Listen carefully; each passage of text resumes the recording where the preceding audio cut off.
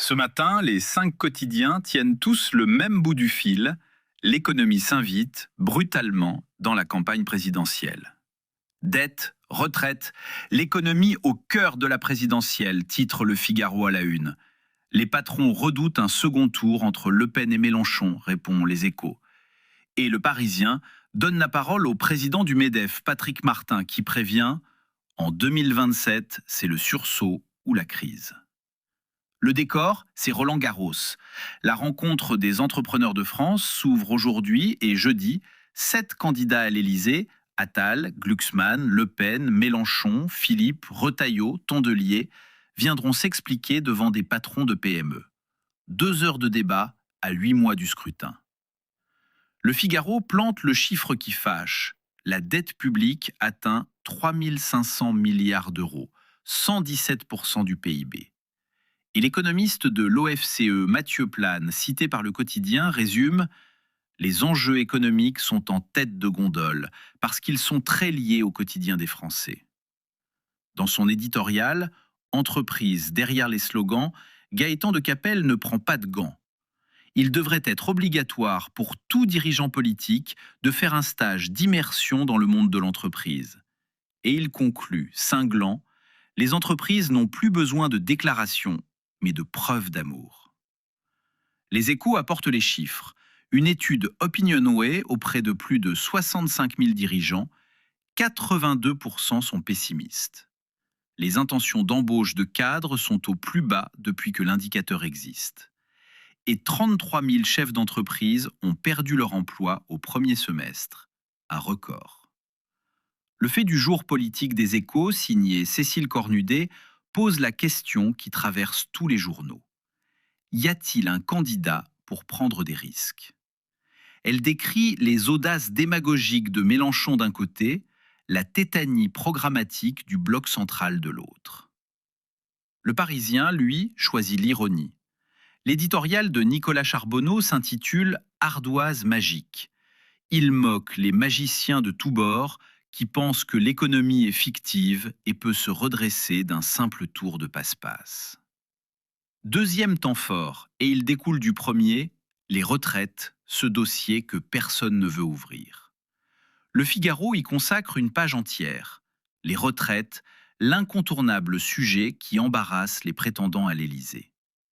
Depuis la suspension de la réforme Borne au printemps, le dossier est revenu par la fenêtre. Un parlementaire lâche, il n'y a que 3 façons de rééquilibrer le système.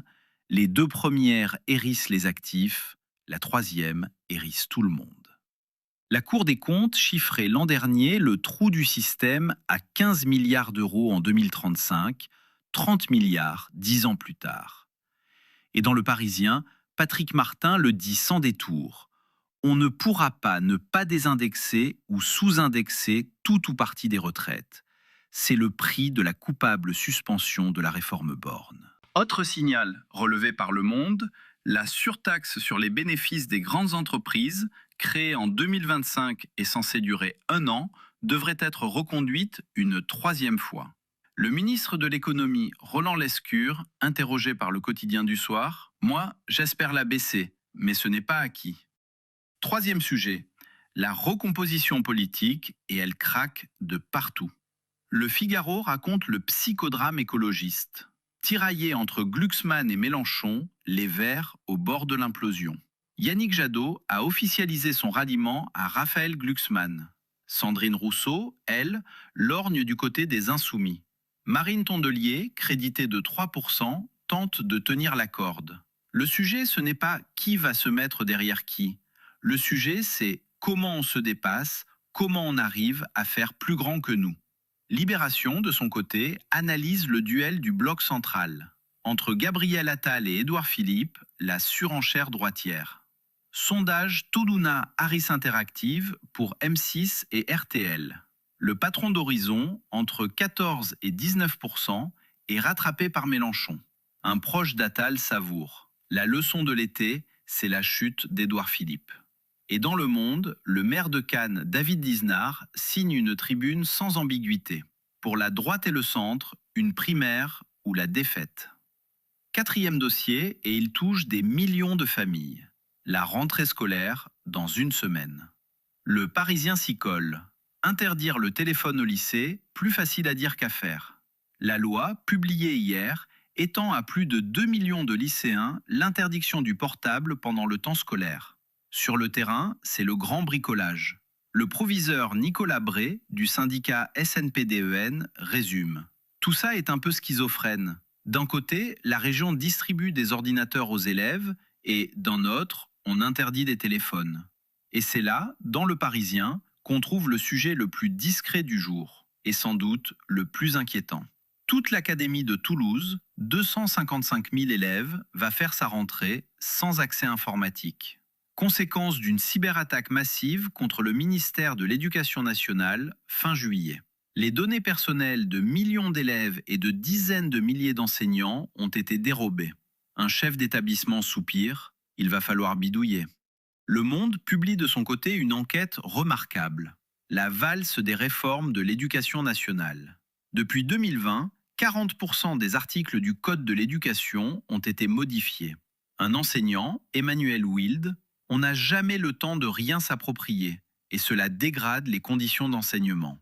Et dans le même journal, Gabriel Attal dévoile ses mesures. Fermer les 100 collèges les plus ghettoisés, généraliser les groupes de niveau, revaloriser les enseignants.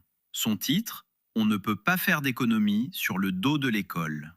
Les Échos notent, eux, qu'Attal et Philippe veulent séduire les profs avec une hausse des rémunérations. À l'international maintenant, et Le Monde ouvre sur l'Iran. Trump mise sur l'asphyxie économique de l'Iran. 6 mois après le début des opérations militaires américaines, ni victoire ni paix. Alors Washington change d'arme. Une soixantaine d'entités, personnes et navires iraniens ajoutés à la liste des sanctions, annoncée lundi par le secrétaire au Trésor Scott Bessent. Téhéran dénonce un terrorisme économique. Le FMI prévoit une inflation autour de 70% cette année. Et Le Monde documente, en page 3, le lent effondrement du pouvoir d'achat de la population. Toujours dans Le Monde, une enquête forte de Luc Bronner, comment Israël mène la guerre de l'information. Une source militaire israélienne décrit à plusieurs médias, dont Le Monde, la méthode employée après la frappe sur l'hôpital Nasser à Khan Younes il y a un an, 22 morts, dont 5 journalistes. Elle parle d'incrimination rétrospective. S'il existe le moindre renseignement, même un lien très faible avec le Hamas, nous pouvons dire qu'il s'agit d'un terroriste. L'éditorial du Monde, lui, s'intitule « Accentuer le soutien européen à Kiev ». Volodymyr Zelensky réclame 300 batteries patriotes. L'Union a débloqué 6,1 milliards d'euros. Le journal écrit que les Européens, principaux soutiens de l'Ukraine aujourd'hui, ne doivent donc pas fléchir. Libération, lui, va voir du côté d'Ottawa. Mark Carney, l'ex-banquier qui règle ses comptes avec Trump. Le Premier ministre canadien riposte par des taxes sur plus de 700 produits américains. Sa formule, ils ont demandé trop et ils ont offert trop peu. Et signalons un reportage rare dans Le Figaro, signé Thierry Falise, dans la jungle birmane, l'épuisant combat des rebelles. 5 ans après le coup d'État, plus de 100 000 civils tués, 3,5 millions de déplacés, une junte armée par Pékin. Un commandant rebelle, la révolution ne faiblit pas. Retour en France, et cette fois par le climat. Libération envoie une reporter à Paumas, dans l'Aude. Titre, dans l'Aude, une tornade aux airs d'apocalypse. Lundi, vers 17h, des vents à 117 km/h ont ravagé ce village de 1000 habitants. 2 tiers des habitations touchées, 102 maisons détruites, une cinquantaine de blessés. Annick, 60 ans, en pleurs. J'ai cru que j'allais mourir. Le maire, Hervé Ginet, épuisé. On a été bombardé par la nature. L'école communale sera fermée pour la rentrée. Le Figaro consacre lui aussi une page au village. Et Le Monde publie une tribune de l'historienne Judith Reinhorn. Face aux sécheresses et aux incendies, l'impréparation est totale. Elle appelle à politiser les désastres. Dans le même journal, une enquête sur la canicule, piège pour les malades chroniques. 7300 décès en excès depuis la fin mai. Volet économique et technologique maintenant, et il est lourd. Le Figaro et les Échos consacrent tous deux leur une à Volkswagen. L'Allemagne sous le choc de la crise historique qui frappe Volkswagen, écrit Le Figaro. Le patron, Oliver Blume, juge la situation du groupe plus que critique. Hier, à Wolfsburg, assemblée houleuse devant plus de 10 000 salariés. 50 000 suppressions de postes supplémentaires sont dans les tuyaux et certains syndicats évoquent à terme jusqu'à 140 000 emplois. Les Échos ajoutent que le déficit allemand repasse au-dessus du seuil symbolique des 3%. Autre grand sujet des Échos, la vague des data centers n'a pas fini de déferler sur la France. Le pays accueille déjà environ 350 centres de données. 15 gigawatts sont d'ores et déjà réservés auprès de RTE, dont 1,5 seulement pour des acteurs européens. Le journal titre « La Big Tech accusée de capter notre électricité ». Et l'éditorial de Jean-Marc Vittori, IA, la course à l'électricité, rapporte cette formule d'Arthur Mensch, le patron de Mistral. Son métier consiste à transformer des électrons en tokens. Et puis, page 12, une enquête qu'on aurait tort de manquer. Les Golden Visa, plan B discret des grandes fortunes. Dans un monde instable, les très grands patrimoines rachètent des options de repli. Malte, la Grèce, le Portugal. Un expert cité par le journal, « Pour la plupart des clients aujourd'hui, il s'agit davantage de disposer d'un plan B que d'émigrer. » Et pour finir, la culture, et elle est joyeuse. Le Parisien annonce le retour aux sources de Rock en scène qui s'ouvre aujourd'hui.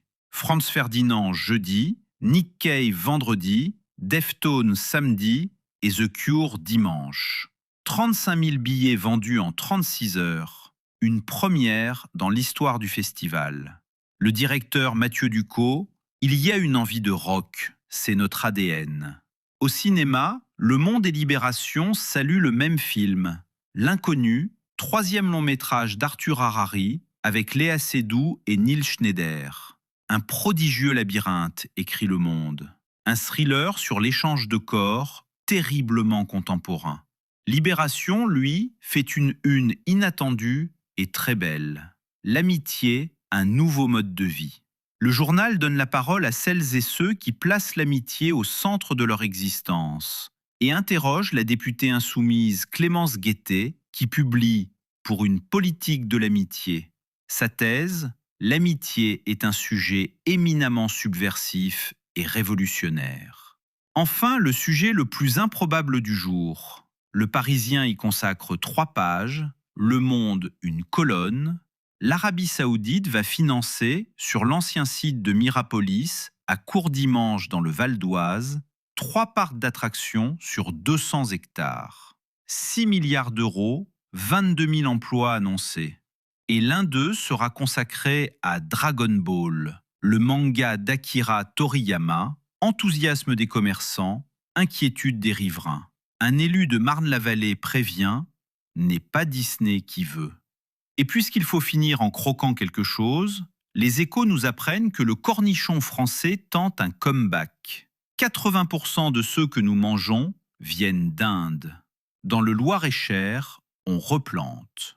Comme quoi, la souveraineté commence parfois par un bocal. Voilà pour cette revue de presse. Excellente journée à toutes et à tous sur nos antennes.